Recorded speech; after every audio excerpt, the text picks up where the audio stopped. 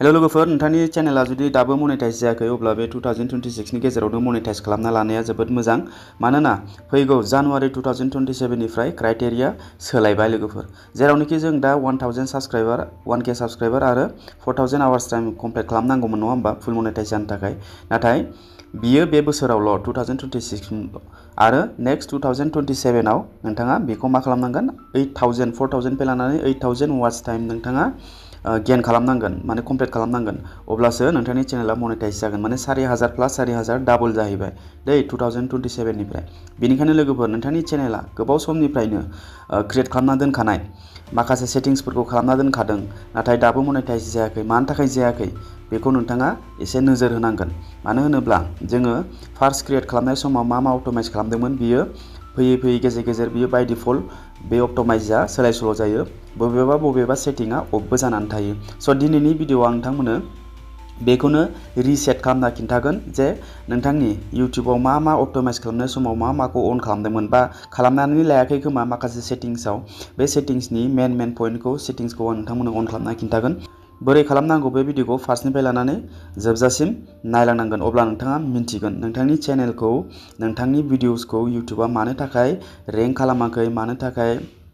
अडियन्सनिसिम सौहैयाखै मानो थाखाय नोंथांनि भिडिअ'सआ हम पेजाव नुजायाखै बेफोर गासैबो सेटिंनि खामाल गोजा स' लोगोफोर सेटिंखौ नोंथाङा मोजाङै अन खालामना लानांगौ थ' भिडिअ'खौ नायलांदो लोगोफोर स' बेखौ खालामनो थाखाय जेरावबो थांनाङा YT स्टुडिअ एप्लिकेसनखौल' अपेन खालामनांगौ बेफोरबायदि YT स्टुडिअ एप्लिकेसनखौ आं बेयाव अपेन खालामबाय नायनानै ला बिनिफ्राय नोंथांनि लग'आव क्लिक खालामनांगोन बेयाव क्लिक खालामनानै नैबे सेटिंनि आइकन दंना बे सेटिंनि सिम्बलाव क्लिक खालामनानै हो सेटिंआव क्लिक खालामनाय लोगो लोगो बेफोरबायदि नुजागोन फार्स्टआवनो नैबेयाव दं पुश नटिफिकेशन बे पुश नटिफिकेशनाव क्लिक खालामबा बे गासिबो इनेबोलानो थाखागोन सोरनाबा बाय डिफल्ट बे अफ जानो हागौ बे अफ दङब्ला बेखौ बेफोरबायदि अफ दङब्ला बेखौ इनेबल खालामनानै अन खालामनानै होबानो जाबाय बेनिफ्राय नैबे दङ अडियन्स बे अडियन्सआव चेनेलनि गाहायाव दङ अडियन्स बे अडियन्सआव क्लिक खालाम बेनिफ्राय सोरनाबा नैबेयाव फार्स्टआव जानो हागौ सोरनाबा सेकेन्डआवबो जानो हागौ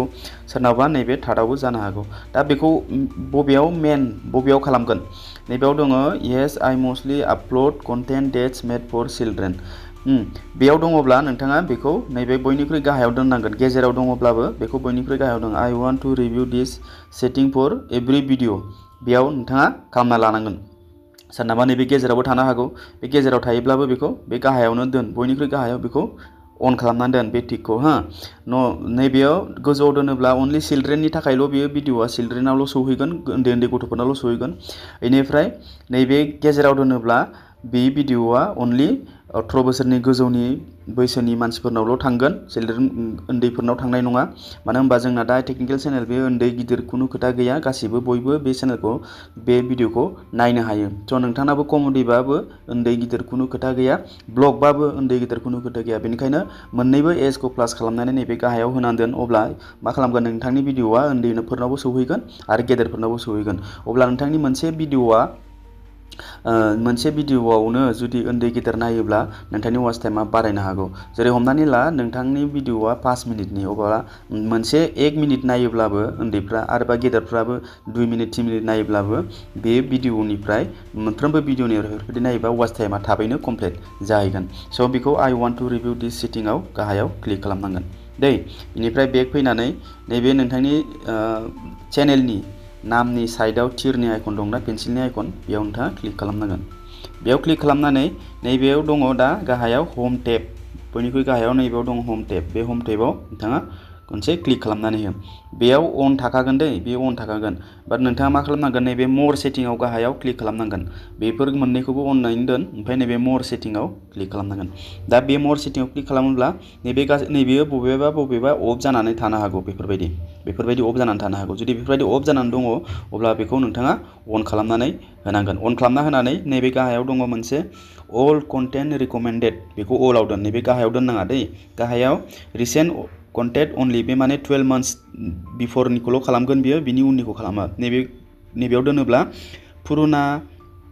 गोदान जिखुनु अल भिडिअस नोंथांनाव बेसेबां भिडिअस दं मोनफ्रोमबो भिडिअआ मोनसे सम लानानै रेकमेन्डेसनाव थांगोन बा भाइराल जानो हागौ बे गासिबो पुरुना गोदाननि खोथा गैया गासैखौबो इउटिउबआ बेखौ आपडेटखौ होगोन आरो बिनि सायाव रिभिउ होबाय थागोन नोजोर होबाय थागोन स' बेखौ जोङो बेयावनो दोननांगोन अके बेयाव दोननानै जोङो बे गाहायाव सेभ खालामनांगोन सेभ खालामनायनि उनाव दानिया बेक फैनांगोन बेक फैनानै फार्स्ट नोंथांनि होम पेजावनो फैफिनदो होम पेजाव फैफिननानै नोंथाङा खनसे बेखौ रिफ्रेश खालामनानै हो खनसे बेफोरबायदि रिफ्रेश खालाम गोजौनिफ्राय गाहायसिम बेफोरबायदि बोखोनानै होब्लानो जाबाय बिनिफ्राय नोंथाङा दा जुदि सिगांनिफ्रायनो भिडिअसखौ आपल'ड खालामबोदों नाथाय नोंथांनि भिडिअनि लेंथ माने बेसेबां खै मिनिटनि भिडिअ बानायनांगौ नोंथाङा दा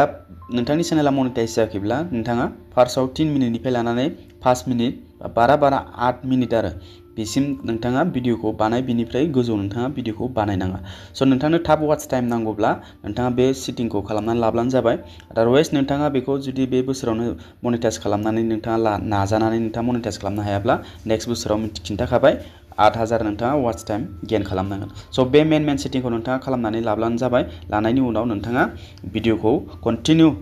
कनसिस्टेन्टलि नोंथाङा भिडिअखौ आपल'ड खालामबाय थानांगोन आरोखि आपल'ड खालामबाय थानांगोन भिउज फैयो फैया बेजों नोंथाङा जेबो साननो गोनां गैया आपल'ड खालामबाय था गुड कन्टेन्ट हगारबाय था मोजां हगारबाय था आरो नोंथांनि भिडिअआ जेब्ला उन्दै गिदिर गासिनावबो सौहैगोन अब्ला नोंथांनि वाच टाइमा थाबैनो कमप्लिट जागोन बेखिनिखौनो आं नोंथांमोननो खिन्थानो थाखाय बे भिडिअखौ लाबोनाय जादों बा भिडिअआ बेखिनियावनो भिडिअखौ मोजां मोनोबा लाइक खालाम चेनेलखौ साबस्क्राइब खालामनानै बेल नटिफिकेसनखौ खालामनानै होदो जाहाथे बेफोरबायदि इनफरमेटिभ भिडिअ नोंथांमोना नुबाय थानो मोनो अब्ला लोगो मोनगोन next video tata bye bye and take care